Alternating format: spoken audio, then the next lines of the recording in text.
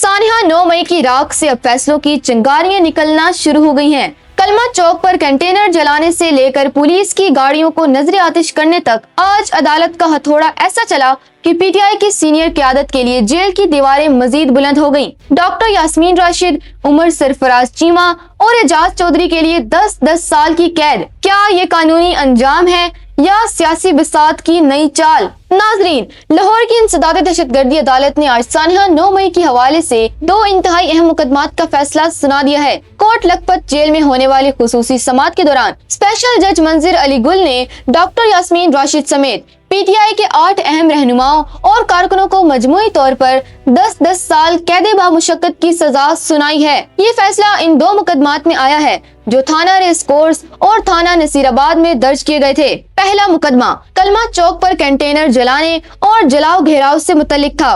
दूसरा मुकदमा गुलबर्ग के इलाके कलब चौक के गेट पर हमला करने और पुलिस की गाड़ी को नजरियातिश करने से मुतल्लिक था। अदालत ने जिन रहनुमाओं को 10-10 साल कैद और 5-5 लाख रुपए जुर्माने की सजा सुनाई है, इनमें शामिल है साबिक सूबाई वजीर डॉक्टर यास्मीन राशिद, साबिक गवर्नर पंजाब उमर सरफराज चीमा, साबिक सेनेटर एजाज चौधरी, साबिक सूबाई वजीर मियां महमूद रशीद, पीटीआई कारकुनान कासिम इलाही, मोहम्मद शहबाज, मुश्ताक और अब्दुल्ला।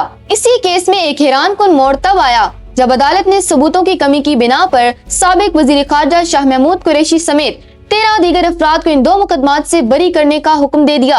याद रहे कि शाह महमूद कुरैशी को अब तक लाहौर के 5 मुख्तलिफ मुकदमात में बरीयत मिल चुकी है, ताहम वो दीगर मुकदमात की वजह से बदस्तूर जेरे हिरासत हैं। प्रोसिक्यूशन ने अदालत में 56 गवाहान के बयानात और वीडियो फुटेज पेश की, जिनकी बुनियाद पर अदालत ने करार दिया कि मुल्ज़िमान सरकारी इमलाक को नुकसान पहुंचाने और पुलिस पर हमलों में बराह रास्त मुलविस थे। अदालती फैसले में वाज़िया किया गया कि कानून हाथ में लेने और रियासती रट को चैलेंज करने वालों के साथ कोई रियायत नहीं की जाएगी। नाजरीन, जहां एक तरफ हुकूमती वज़रा इस फैसले को इंसाफ की फतह करार दे रही हैं, वहीं पीटीआई की कानूनी टीम ने इस फैसले को हाई कोर्ट में चैलेंज करने का ऐलान कर दिया है।